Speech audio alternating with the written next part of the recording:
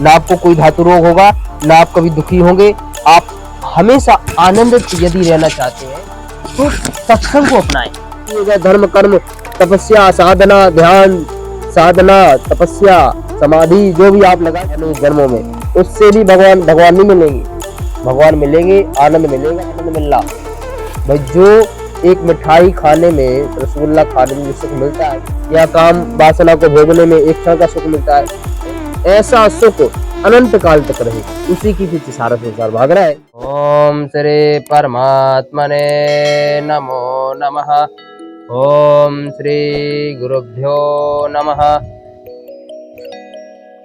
जय श्री राम। सभी भाइयों को नमस्कार।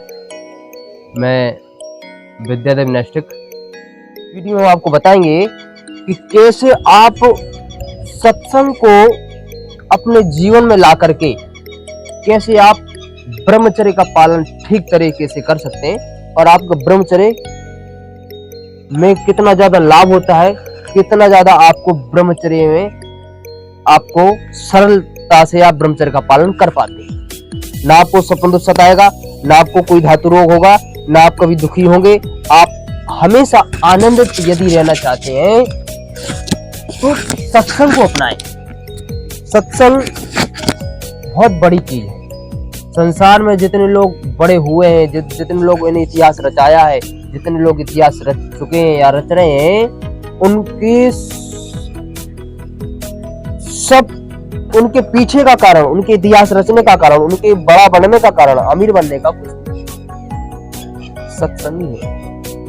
सत्संग यदि आपके अंदर है तो आप किसी भी चीज को प्राप्त कर सकते हैं। यदि आपके जीवन में सत्संग है, साधुओं का संग है, साधु मतलब अच्छे लोगों का संग, अच्छे विचार वाले। कपड़े पहनने से कोई साधु नहीं होता है। अच्छे मन वाले, अच्छे विचार वाले, अच्छे स्वभाव वाले, अच्छे व्यवहार वाले, अच्छी दिनचर्या वाले, भजनानंदी ऐसे जो महात्मा हैं, उनके सत्संग, उनके वचनामृत सुनने मात्र से जो है हमारे सारे दुख दर्द दूर हो जाते हैं। तो इस वीडियो में हम आपको बताएंगे कि कैसे हम सत्संग से माध्यम से, कैसे हम सत्संग के माध्यम से ठीक तरीके से ब्रह्मचर्य का पालन कर सकते हैं। तो देखिए, सत्संग से प्रभु से मिलने की भूख प्यादी हो जाती है। मतलब कैसे, यदि हम ब्रह्मचर्य का पालन कर रहे हैं और यदि हमारा संग खराब है फिर गड़बड़ हो जाएगा ना। तो सत्संग से कैसे प्रभु से, भगवान से मिलने की भूख पैदा होती है। यदि हमारे अंदर भूख पैदा हो जाए परमपिता परमात्मा से मिलने की, परमपिता परमेश्वर से मिलने की, ईश्वर से मिलने की, प्रभु से मिलने की, प्रभु राम हरे कृष्ण ओम भगवान प्रभु से मिलने की, तो फिर सब बात बन जाएगी। और ये भूख पैदा होती है सत्संग से। हम जब सत्शास्त्रों का, शस्त्र वेत्ता महापुरुषों का या भगवत अनुरागी जनों का संग करते हैं तो हमारे हृदय में प्रभु से मिलने की भूख यानी तीव्र आकांक्षा पैदा हो जाती है। यह बहुत बड़ी बात है।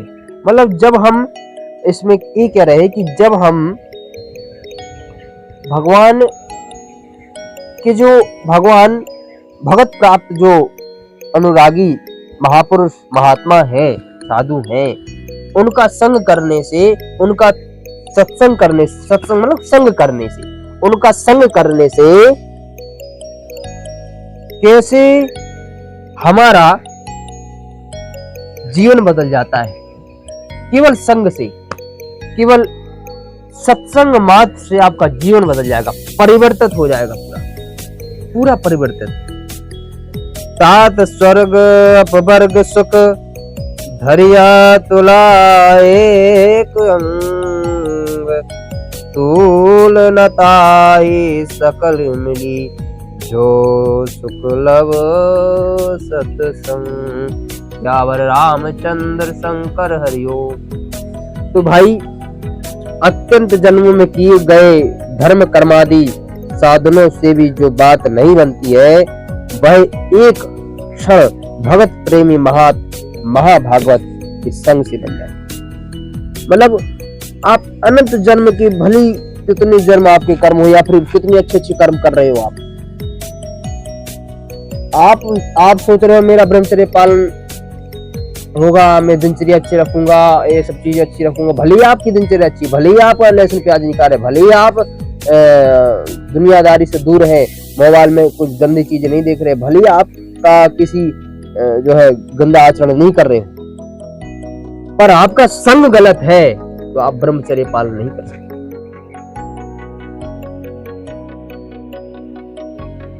यदि आप सत्संग करेंगे अर्थात साधुओं का संग करेंगे, अच्छे लोगों का संग करेंगे, जो भगत प्रेमी भगत महात्मा जो भगवान का भजन करते हैं, तो अनंत जन्मों के किए गए धर्म कर्म आदि साधनों से भी वो बात नहीं बनती है। मतलब अनेक जन्मों के किए गए धर्म कर्म, तपस्या साधना ध्यान साधना तपस्या समाधि जो भी आप लगाई हुई होगी अनेक जन्मों में, उससे भी भगवान नहीं मिलेंगे। भगवान मिलेंगे, आनंद मिलेगा। भगवान मिलना मतलब आनंद मिलना। भाई जो एक मिठाई खाने में, रसगुल्ला खाने में जो सुख मिलता है वो एक क्षण का होता है, या काम वासना को भोगने में एक क्षण का सुख मिलता है, ऐसा सुख अनंत काल तक रहे, उसी के पीछे सारा संसार भाग रहा है। उसी के पीछे हम भी भाग रहे हैं, आप भी भाग रहे हैं, सब भाग रहे हैं, पर मिला क्या? नहीं मिलता है। पूरा जीवन जो है भोगों को भोगती निकल जाता है, पर सुख नहीं मिलता है। उसी दुनियादारी के चक्कर में पड़े रहते हैं। काश गाड़ी में, काश शादी हो जाएगी, काश बच्चे हो जाएंगे, काश ये हो जाएगा, काश घर बन जाए, इसी में सुख ढूंढते रहते हैं, पर सुख मिलता। तो यदि आपको सुख चाहिए, आनंद चाहिए, अनंत आनंद चाहिए, एक क्षण का सुख नहीं, हमेशा रहने वाला सुख, वो है परम पिता परमात्मा की प्राप्ति भजन से मिलता है। तो वह तो एकमात्र प्रभु से मिलने में ही पूरी होगी। मतलब वो आनंद जो आपको मिलेगा परमात्मा से। यद्यपि सत्संग के प्रभाव से भूख उदय होती है, पर दो प्रकार से उस भूख को क्षीण कर दिया जाता है। यदि आपको, चलो भाई आपको सत्संग में मिल गया, साधुओं का संग में मिल गया, पर एक क्षण के लिए यदि आपने कुसंग कर लिया, कुफत्य खा लिया, कोई कुफत्य खा लिया, कोई कुसंग कर लिया, दो प्रकार से नष्ट हो जाता है। जो भूख पैदा हुई है परमात्मा से मिलने की, भजन करने की, ध्यान समाधि लगाने की, सत्संग करने की, अच्छी दिनचर्या बनाने की, ब्रह्मचर्य पालन करने की जो भूख पैदा हुई है कि मैं ब्रह्मचारी बनूंगा, आज से ब्रह्मचर्य का पालन करूंगा, जब तक मेरी शादी नहीं हो रही है तब तक मैं अखंड ब्रह्मचर्य का पालन करूंगा। जो आपके अंदर ये भूख पैदा हुई है, या परमात्मा से भाई ब्रह्मचर्य का पालन करना था, परमात्मा से भजन बनाना, परमात्मा से मिलने का प्रयास करना, परमात्मा का भजन करना, ये सब चीज, ये सब भूख है। एक तो रोटी वाली भूख होती, एक आत्मा की भूख होती। आत्मा का भूख क्या है? भजन है। तो वो आपको भूख पैदा हुई है, और वो भूख पैदा आपकी दो प्रकार से नष्ट हो जाती है। पहला क्या है? कुसंग, कुपथ। कुसंग यदि आपने कर दिया, किसी दुष्ट आत्मा, किसी दुर्विचार व्यभिचारी व्यक्ति का यदि आपने संग कर लिया, चाहे वो कोई हो, चाहे आपका गुरु हो, चाहे माँ हो, चाहे पिता हो, चाहे बंधु हो, चाहे सखा हो, कोई भी हो, यदि वो कुसंग में फंसा हुआ है और उसके साथ आप भी फंस गए, क्योंकि आजकल के माता पिता भी बिगड़ रहे हैं, आजकल गुरु भी चिलम फूंक रहे हैं और अपने शिष्यों भी चिलम फुका रहे हैं। हाँ पियो बेटा, ठीक है, तुम भी पियो, हम भी पिएंगे, ये मर रहे, सुख ढूंढ रहे कहाँ? चिलम में। चिलम से आज तक जिस लोगों ने इतिहास बनाया है, या बन रहा है या बनेगा, वो चिलम से नहीं बना है, कलम से। संसार को बदलना है, स्वयं को बदलना है। यदि स्वयं को बदलना चाहते हो, यदि संसार राष्ट्र का भला करना चाहते हो, कल्याण करना चाहते हो, तो चिलम से काम नहीं होगा, कलम से काम होगा, कलम से। इसलिए कलम उठा लो और सीताराम सीताराम, राधे श्याम हरे कृष्ण ओम नमः शिवाय गायत्री मंत्र लिखो, तब जाके आपका कल्याण होगा, नहीं तो दुख सागर में भटकते रहिए। तो कुसंग, कुपथ, आपने कोई कुपथ खा लिया, दारू शराब मांस मच्छी आपने सेवन कर लिया, तो आपका जो भूख पैदा हुई है परमात्मा से मिलने की, परमात्मा से इच्छा पैदा हुई है, ब्रह्मचर्य पालन करने की इच्छा हुई है, वो नष्ट हो जाएगी। जो विरोधी भाव प्रकट करने वाले हैं, ऐसे लोगों का संग तुरंत छोड़ देना चाहिए। निंदक, जो निंदा करते हैं साधु संतों के, परमात्मा की जो निंदा करते हैं, जो नास्तिक हैं, ऐसे व्यक्तियों का संग बिल्कुल नहीं करना चाहिए, उससे भगवान मिलने की भूख पैदा नष्ट हो जाती है, अश्रद्धा हो जाती है। दूसरी प्रकार क्या है, दूसरे प्रकार से कैसे नष्ट होता है आपका जो भूख पैदा हुई अंदर ब्रह्मचर्य पालन करने की, कैसे नष्ट होती है? वो ऐसी होती है विषय सेवन करने से। पहले तो कुसंग को पता है, दूसरा है विषय सेवन करने से। यदि आपने विषय सेवन कर लिया, विषय सेवन मतलब इंद्रियों से कुछ चेष्टा कर ली आपने, भाई दुनिया भर की चीजें आज से चल रही हैं, एक तो भाई नशा हो गए, खान पान में गड़बड़ कर दिया, दूसरा आपने ही अपनी इंद्रियों से कुछ चेष्टा कर ली, या फिर किसी माता बहन से बुरा संबंध बनाए हुए हो, ये विषय सेवन हो गया, है ना। तो यदि आपने विषय सेवन करोगे तो आपको जो अंदर भूख पैदा हुई परमात्मा से मिलने की, भजन करने की, ब्रह्मचर्य पालन करने की, तो नष्ट हो जाएगी। तो इसलिए भाई इन चीजों को छोड़ो, नहीं तो दुखी रहोगे, सुख नहीं मिल सकता। यदि सुखी रहना है तो अपने आप को आत्मा मानो, आत्मा राम शिवोहम शिवोहम तत्त्वमसि प्रज्ञानम ब्रह्म आत्मा शिवोहम शिवोहम। तो जो निर्विषय चित्त होता है उससे उसके हृदय में एक विकलता होती है जिसका शब्दों में वर्णन नहीं किया जा सकता।